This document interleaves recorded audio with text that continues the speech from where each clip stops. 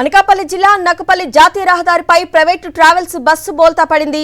6గురికి తీవ్ర గాయాలయ్యాయి. గాయపడ్డ వారిని నక్కపల్లి ప్రభుత్వ ఆసుపత్రికి తరలించారు. ఒడిశా నుంచి 38 మందితో ప్రయాణికులతో చెన్నై వెళ్తున్నట్టు తెలుస్తోంది. బస్సు డ్రైవర్ నిద్ర మత్తు వల్లనే ప్రమాదం జరిగిందని ప్రయాణికులు చెబుతున్నారు. త్రుటిలో భారీ ప్రమాదం తప్పడంతో అందరూ ఊపిరి పీల్చుకున్నారు.